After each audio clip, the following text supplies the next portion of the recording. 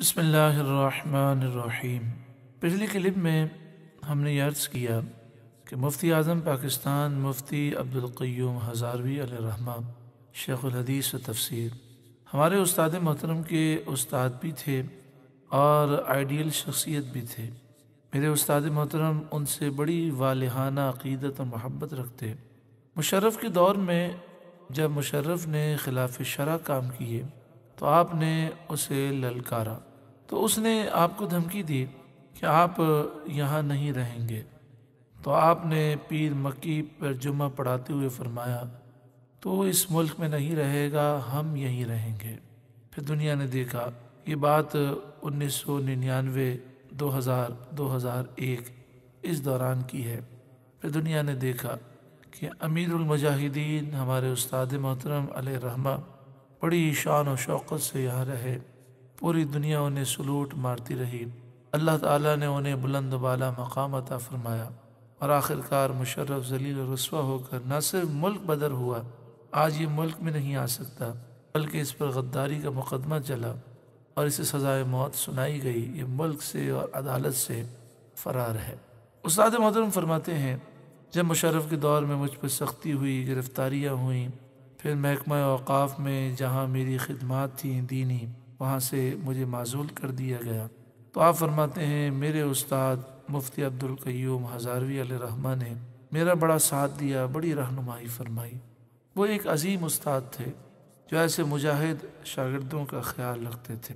میں عرض کر رہا تھا کہ نحو میر کی جو اہمیت ہے، میرے استاد محترم نے اس کی اہمیت ہمارے سامنے اس طرح اجاگر فرمائی۔ آپ نے فرمایا ہزاروں نحو کی کتابیں آپ پڑھ لیں، لیکن نحو میر میں جو برکت ہے وہ کسی اور کتاب میں نہیں ہے۔ آپ نے فرمایا میرے استاد مفتی عبدالقیوم ہزاروی علیہ الرحمہ آپ دور حدیث شروع کرنے سے پہلے ہر طالب علم کو حکم دیتے کہ پہلے دن پوری نحو میر یاد کر کے آنا، میں پوری سنوں گا اور اٹک نہیں آنی چاہیے۔ تو اس آخری درجے میں پوری نحو میر سنتے، اس کی برکت یہ ہوتی کہ دور حدیث میں طلبہ کو حدیث پڑھنے میں کوئی مشکل نہ ہوتی، کیونکہ نحو میر میں ایک پورا ڈیزائن دکھایا گیا ہے، نحو میر میں پورا طریقہ سمجھایا گیا ہے کہ زبر زیر پیش کیسے ادا کرنا ہے، کس پر زبر پڑھنا ہے، کس پر زیر لگانا ہے، کس کی کون سی حالت ہے، حالت جری کب ہوگی، حالت جزمی کب ہوگی، حالت نسبی و رفعی کب ہوگی۔ نحو میر پڑھنے سے قرآن پاک کا ترجمہ کرنے کی صلاحیت پیدا ہو جاتی ہے۔ استاد محترم پہلے سال نحو میر پڑھاتے۔ عام مدرسوں میں یہی رائج ہے کہ جیسے ہی بچہ مدرسے میں درس نظامی کے لیے داخلہ لیتا ہے تو آپ دیکھیں مدارس میں پہلے صرف، نحو، مختلف اسباق، تقریباً 5-6 سبق ایک ساتھ شروع ہو جاتے ہیں، 6 پیریڈ ہوتے ہیں۔ لیکن استاد محترم کی تدریس کی خصوصیت یہ تھی کہ پہلے آپ علم صرف پڑھاتے، اور جب علم صرف میں کچھ ملکہ، کچھ مہارت حاصل ہو جاتی، اتنی مہارت حاصل ہو جاتی کہ وہ نحو میر پڑھنے کے قابل ہو جائے تو پھر علم نحو پڑھاتے۔ جب علم نحو میر کا پہلا سبق پڑھاتے تو آپ فرماتے دیکھو کتاب کے پہلے صفحے پر لکھا ہے کہ جب علم صرف میں مخصوص صلاحیت پیدا ہو جائے، مہارت پیدا ہو جائے، یعنی ضروری مہارت پیدا ہو جائے، پھر نحو پڑھنا چاہیے۔ اور آپ یہ ذکر کرتے کہ مدارس میں اس پر توجہ دینی چاہیے کہ نحو میر کے مصنف نے زور دیا ہے کہ پہلے علم صرف پڑھیں، ضروری مہارت حاصل ہو جائے، پھر علم نحو شروع کریں۔ پھر آپ اس کتاب کو طلبہ کو یاد کراتے اور اتنا پختہ یاد کراتے کہ طالب علم اس کتاب کو اس طرح پڑھتا جیسے ایک حافظ قرآن سورہ فاتحہ پڑھتا ہے۔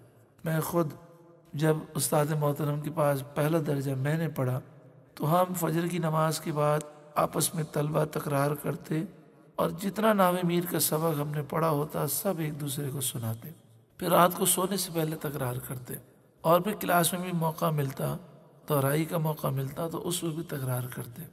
استاد صاحب نے ہمیں اتنی گہرائی عطا فرمائی کہ ہر دفعہ تکرار میں ہمیں محسوس ہوتا کہ ہمیں نئی نئی باتیں سیکھنے کو مل رہی ہیں۔ تو استاد محترم اس طرح یاد کرواتے کہ زندگی بھر کے لیے طلبہ کو یہ کتاب یاد ہو جاتی۔ اب چونکہ یہ درس نظامی عالم کورس کی بیس ہے، بنیاد ہے، امیر المجاہدین نے ہر اپنے شاگرد کی بنیاد کو پختہ کر دیا، صرف میں اور نحو میں انہیں پختگی عطا فرمائی۔ ایک غیرت مند شاگرد آپ کا یہ احسان کبھی نہیں بھول سکتا۔ رب العالمین ہمارے استاد محترم کی درجات بلند فرمائے۔ آخر میں امیر المجاہدین کا فرمان سماعت فرمائیے۔ آپ نے فرمایا، جب صحابہ کرام اور اہل بیت رضوان اللہ اجمعین کی بات آ جائے تو وہ ادب کا مقام ہے، تحقیق کا مقام نہیں۔ یعنی ادب کریں، تعظیم کریں، اپنے سر کو جھکا لیں۔ سارے ہمارے بزرگ ہیں، اللہ ان کی شانوں کو مزید بلند فرمائے۔ اللہ تعالیٰ امیر المجاہدین کے صدقے میں ہمیں ایمان کی سلامتی عطا فرمائے۔ آمین۔ صلی اللہ علیہ وآلہ وسلم۔